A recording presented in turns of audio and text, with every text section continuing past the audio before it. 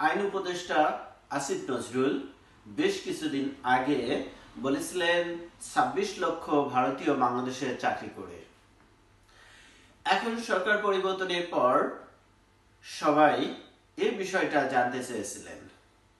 এখন নতুন করে তিনি আরেকটি তথ্য উপস্থাপন করছেন।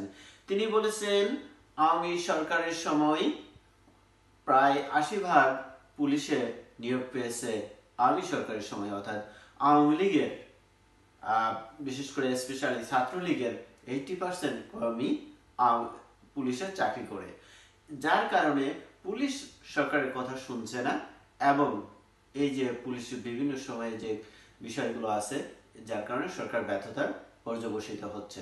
অর্থাৎ সরকারের যে ব্যর্থতা, বর্তমান সরকারের যে বিভিন্ন পর্যায়ে প্রায় সবগুলো সেক্টরে যে ব্যর্থতা, সেই ব্যর্থতার দায়ভারগুলো এখন পুলিশের উপরে চাপানোর চেষ্টা করছেন। অর্থাৎ পুলিশের উপরে চাপানোর ঘোড়ায় বলে বলা যায় যে প্রিভিয়াস সরকারের উপরে চাপাইতে চাচ্ছেন।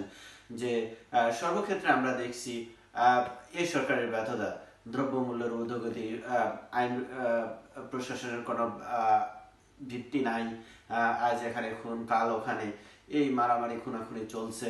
আজকে ঢাকা ইউনিভার্সিটি সহ ৭ কলেজ এবং ঢাকা ইউনিভার্সিটির সাথে বিশাল একটা গেঞ্জাম হচ্ছে এই রাত্রে আমি যখন কথা বলছি তখন। অর্থাৎ দেশের পরিস্থিতি ভয়াবহ রকমের খারাপ হচ্ছে, দিনকে দিন খারাপ হতেই আছে।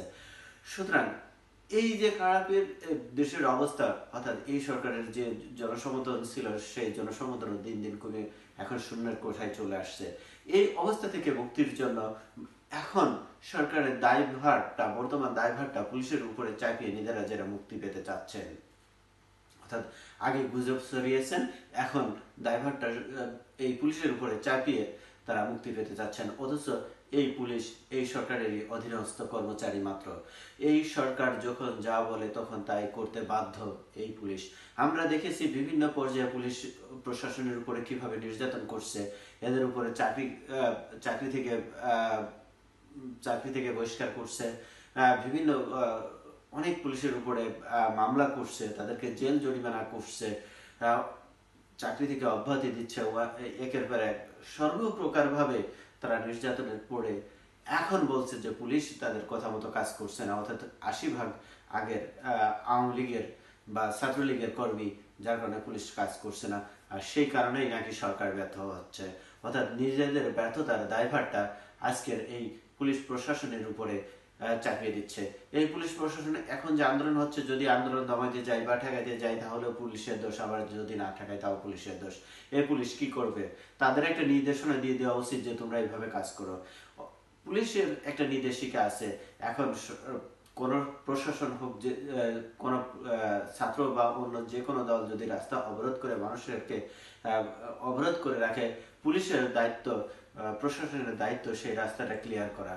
এখন যেভাবে করা, এই অস্ত্রগুলো সরকারই তাদের হাতে তুলে দিয়েছে, সরকারই তাদেরকে নির্দেশনা দিয়েছে, সেই নির্দেশনা অনুযায়ী তাদেরকে এই রাস্তা ক্লিয়ার করতে হয়, ক্লিন করতে হয়।